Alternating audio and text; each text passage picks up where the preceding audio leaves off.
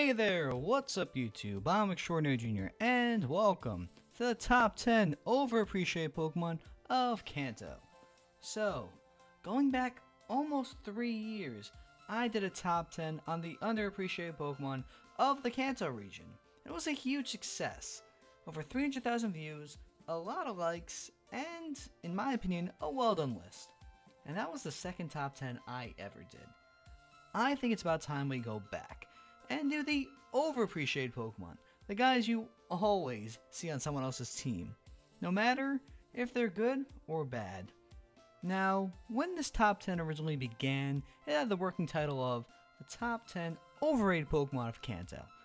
However, I felt that was a little too strong for this list, since, spoiler, a lot of great Pokemon do appear on the list. The point I'm trying to get across, however, is that sometimes we overuse a certain type of Pokemon, and I feel as though that should be different. This is not a scientific study. It's not fact. It's all opinion. Feel free to disagree with what I have to say, but at least hear me out for it. Anyway, with that, let's talk about the top 10 overappreciated Pokemon of Kanto. Yeah, we're not holding back here. Mewtwo is the strongest Pokemon of Generation 1 in terms of stats. It's amazing, it is. But in my opinion, however, it is slightly overappreciated. And hear me out on why I think so. In order to obtain Mewtwo, you essentially have to beat the game. In terms of being Pokemon, that means becoming the champion of the Elite Four. Congratulations! Your team, your party of 6, that you trained and fought with and defeated Lance. Good job, you won! And all of a sudden you go and fight a level 70 Mewtwo that's so strong and powerful, and you replace one of those 6 Pokemon you fought with. Good job, you won, yeah! But now that 6th Pokemon is gone. And everyone did this. Mewtwo, great Pokemon, it makes sense, but still, everyone used Mewtwo. And that kind of means, yeah, you're a little bit overrated and a little bit overused, and I know it sounds wrong to say the strongest Pokemon is overappreciated, but I just feel like it is. For all the good that can be said about Gyarados, there is a lot to be said about its negative side. Training an essentially useless Magikarp to level 20 is time-consuming and not enjoyable at all. Its typing as well. Water, flying, gives it a ×4 weakness to electric. Its moveset's poor, and while it does have good stats, it truly cannot take advantage of it.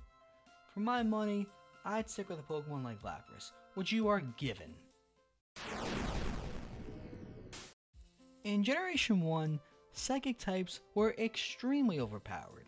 They had 2 weaknesses, Bug and Ghost. Realistically, only 1 weakness, Bug. Ghost, at the time, only had 2 moves, Lick and Nightshade. So Alakazam was essentially your salvation. It had an awesome special stat and great speed. However, I believe it's given more credit than it deserves, and I blame the game developers for this one. I'm not saying Alakazam's a bad Pokemon, it is a good Pokemon. But because of the circumstances of Generation 1, it was considered great. And I feel like that's a little bit too much of a stretch.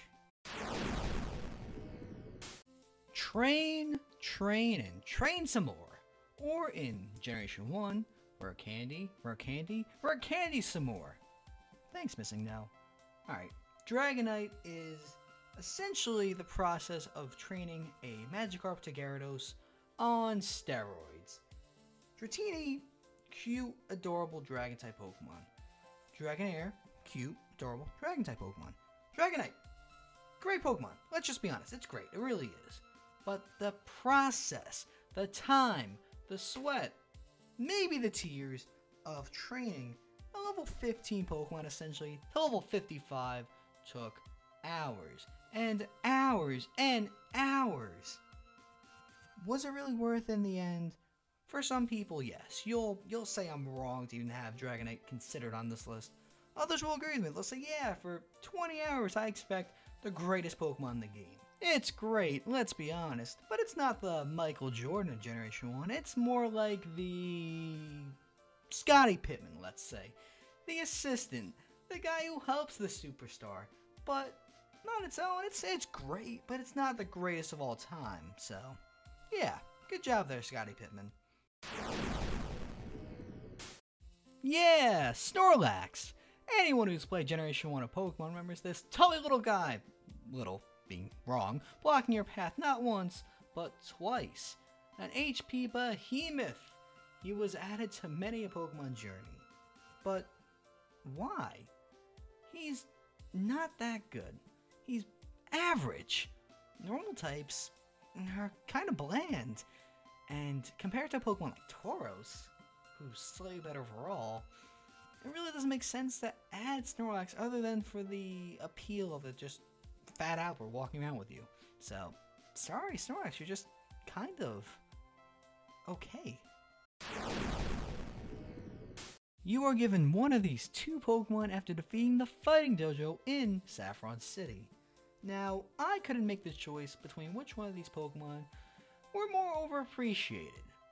Fighting types are simply just not very good for a long time Pokemon's history, and when you use them, you can do better than these two. Yet, because you're essentially given one of them level 25, and at a point where some teams aren't filled out, they joined many Pokemon teams. But if you were determined to use a fighting type, you do a lot better. Machamp and Primeape come to mind, and they're pretty good. These two, however, are kind of bad, but they end up on teams because they're free. They're the buy one get one free of Pokemon. Alright, quick story time before we continue.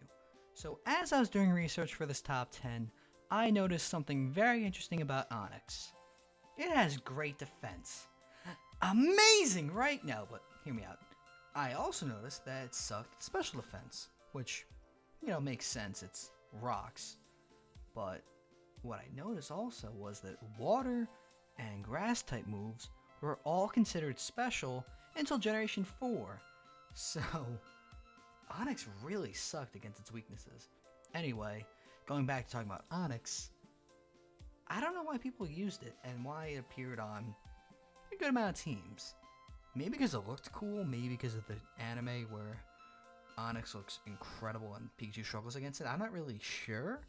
But if you were determined to use a rock ground type, Golem or Rhydon would have been a better choice. But, you know, not my cup of tea. I don't really like those types. But whatever. You know, I found it interesting and it was cool. I gotta admit, it does look cool, but we didn't know better back then, so oh well. And now I upset half the viewers. Alright, here's the truth about Blastoise. Are you ready for it? Are you sitting down? Are you really sitting down? Are you sure you're sitting down? Blastoise is overappreciated and I dare say overrated. What? How dare you? That's blasphemous! No, it's Blastoise, but you get the point. Compared to so many water-type Pokemon that appear in Generation 1, Blastoise is kind of average. And I know that's going to upset people, but it's just kind of true. It's a middle-of-the-road water-type Pokemon. And I feel the only reason why it's so adored and so appreciated and all that stuff is in part due to the anime with Squirtle, and the other fact being it's just a starting Pokemon.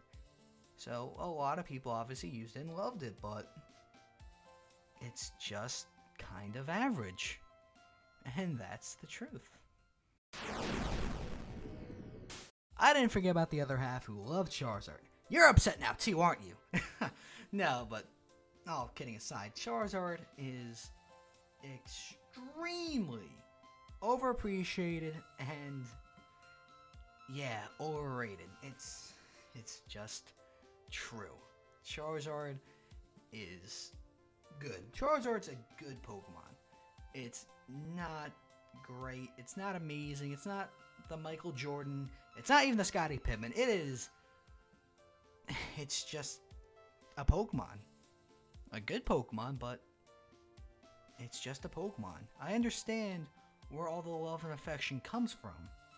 Charmander in the show, Charizard in the show, Charizard in the game, being starting Pokemon. I get it. I do get it.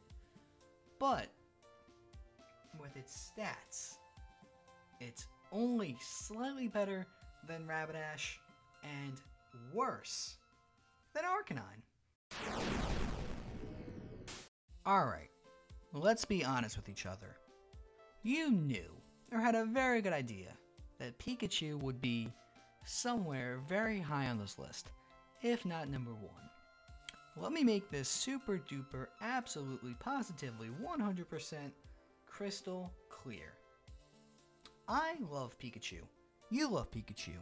Your friend likes Pikachu. That guy you hate loves Pikachu. We all love Pikachu. It is the mascot of Pokemon. It is that symbol of Pokemon.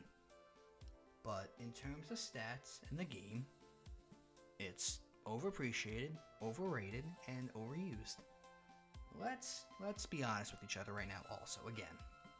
How many of us, while playing through any game of Pokemon, have caught a Pikachu and not evolved it? I have. I've probably never used a Raichu. Yeah, maybe once. Maybe once I've used a Raichu. Every other time, in the dozens and dozens of times I played Pokemon, I've maybe once used a Raichu. Maybe. I'm not even sure. And I know that a lot of you have done the same as well. You've purposely hurt yourself in Pokemon to use this little yellow Pokemon that is the symbol and mascot of this. I didn't want to say Pokemon twice, but you get the point. I believe the reason why we did this is to have some kind of connection with Ash Ketchum, or because it reminds us of like when we were young and like just playing Pokemon, but we purposely used a less superior Pokemon because we love it so much. We all are guilty of this, and we're not wrong for doing so. We're not dumb or silly or anything. We all are guilty of this, so it's okay. We can accept that, and there's nothing wrong with it. It's a game. Play however you want, but just when you notice it, it's a kind of interesting thing to say. And that's really the top 10, you know? Pikachu's number 1, Charizard's 2, and so on and so forth. If you like those Pokemon, good for you. A lot of people do. I like all the Pokemon I named. But when you notice that trend, you should note it, and that's what I did. How do you guys think I did on the top 10? I think I did well. I think I did a great job. I deserve that thumbs up and that like and that smiley face, you know? But it's all opinion, you know? That's the truth of Pokemon. It's all just opinion. And if you guys have your own opinion and your own top 10, leave a comment. Tell me how I did. I think this is an A+, you know, refrigerator worthy list and discussion. And if you guys have any other top 10s you want to see or any videos you want to see done, leave a comment as well. And that's really all I gotta say. I've rambled on long enough. Thank you for watching, and I'll see you guys next time.